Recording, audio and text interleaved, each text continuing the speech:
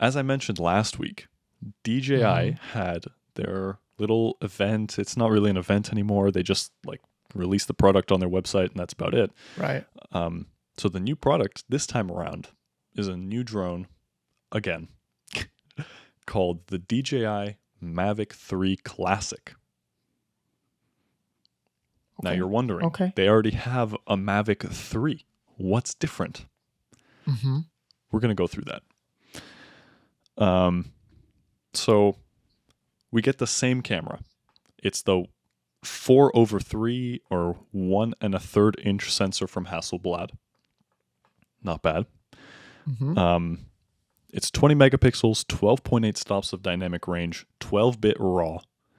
Those are some of the major Beauty. specs. There's a couple others. It does 5.1K 50 FPS video and 4K 60. And then Nice. 4K 120 FPS slow motion video. This is pretty good. Very nice. So far, all these same as the Mavic 3, by the way. You get 46 minutes of flight time, and you get those omnidirectional obstacle sensors for that really awesome return to home, so you don't have to do anything. And it's basically autopilot. It just flies, and it won't hit a wall.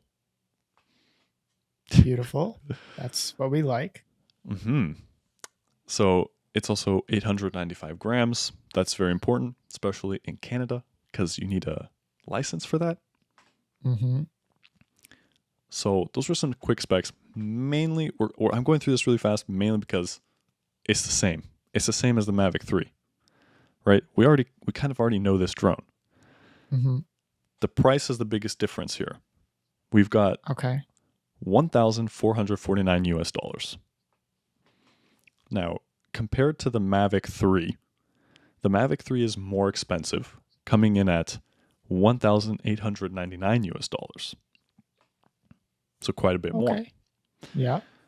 It matches all the specs, but that Mavic 3 has the 28x hybrid zoom camera as well. Ah. Okay. Yeah, so you gain that extra camera. I mean, I don't know why they called it classic, but I like this option. I do too.